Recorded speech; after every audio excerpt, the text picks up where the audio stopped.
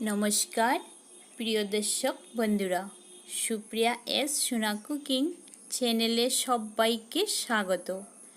আজকে চলে এসেছি আরেকটি স্পেশাল রেসিপি নিয়ে, যা হচ্ছে লাল রসগোল্লা। তো চলুন দেখিনি। রসগোল্লার জন্য প্রথমে দুধটাকে জাল দিয়ে নেব। তার জন্য এই কড়াইয়ের মধ্যে দিয়ে দিলাম 1 লিটার দুধ। আর এই দুধটি আমি ব্যবহার করছি প্যাকেটের। হাই ফ্লেম করে দুধটি আমি জাল দিতে থাকব যতক্ষণ না ফুটে উঠছে। তার ফাঁকে আমি আরেকটি কাজ করে নিই। এই লেবুটি কেটে রসটি বাহির করে নেই। আর এই লেবুর রসটি দিয়েই আমি ছানাটি কেটে নিব। আপনারা ভিনেগার বা টক দই দিয়ে ছানাটি কেটে নিতে পারেন। তো রসটি নেওয়া হয়ে গেল, আর দুধটিও ফুটে উঠতে শুরু করেছে। প্রিয় দর্শক বন্ধুরা, আমার চ্যানেলটি সাবস্ক্রাইব করে আমার পাশে থাকার অনুরোধ রইল। কথার ফাঁকে দুধটি ফুটানো হয়ে গেল। এবার আমি চুলাটি অফ করে দিলাম। একটু সময় ঠান্ডা করে নিব।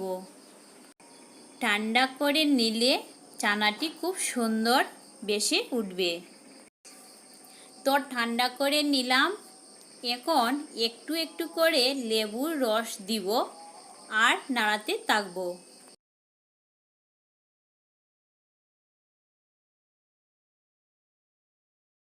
ছানাটি কাটতে প্রায় একটি লেবুর রস লেগে গিয়েছে। তো দেখুন কি সুন্দর ছানাটি বেশি উঠেছে। এখন ছানাটি নামিয়ে ছেঁকে নিব। এই পাত্রটি নিলাম। এর উপরে এই সুতির কাপড়টি রেখে দিলাম। একটু গর্ত করে নিচ্ছি। এবার এর মধ্যে ওই ছানাটি ঢেলে দিচ্ছি। এখন এই ছানাটিকে আমি ভালো জল দিয়ে ধুয়ে নিব। জল দিয়ে ধুয়ে নিলে লেবুর যে টক ভাবটি আছে সেটি চলে যাবে। আর ভিনেগার দিলেও জল দিয়ে ধুয়ে নিতে হবে। কাপড়টি এইভাবে চেপে কিছু জল বের করে নিলাম। এখন কাপড়টি এইভাবে গিঁট দিয়ে ঝুলিয়ে রেখে দিব। এর ভিতরে বাকি যে জলটি আছে সেটি ঝরে যাবে। প্রায় 8 ঘন্টার মতন এইভাবে রেখে দিব। ততক্ষণে বাকি কাজটুকু সেরে নিচ্ছি। এই কড়াইয়ের মধ্যে দিয়ে দিচ্ছি 1 কাপ চিনি। এটা দিয়ে আমি ক্যারামেল পুডিংয়ের মতন তৈরি করে নিব। এটাই হলো লাল কালার। এইটি কিন্তু লো ফ্লেম রেখে তৈরি করে নিতে হবে। 1 কাপের মতো জল দিয়ে দিলাম। আবারও এর মধ্যে দিয়ে দিচ্ছি এই কাপের 1 কাপ চিনি আর 2 কাপ জল। আর দিচ্ছি 2-3টি এলাচ। এখন চিনিটি ভালো করে মিলিয়ে ঢেকে রেখে দিব। এবার এই ছানার কাপড়টি খুলে নিচ্ছি। এই পাত্রের মধ্যে রেখে দিলাম। দেখুন বল তৈরি হয়ে গিয়েছে, একটুকু জল নেই। এবার আমি ফেটিয়ে নিচ্ছি।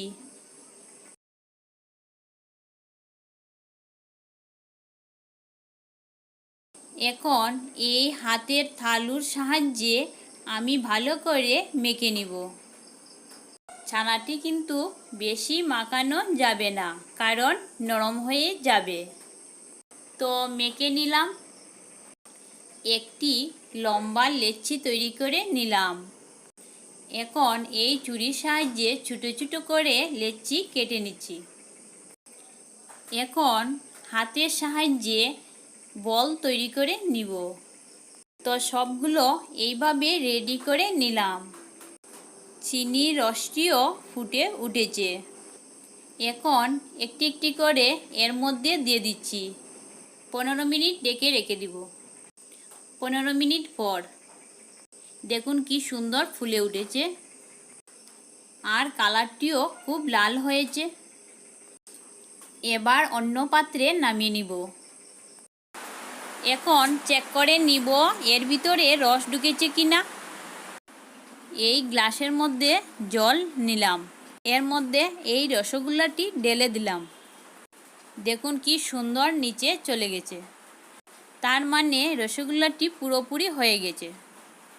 এখন পরিবেশন করার জন্য একদম রেডি।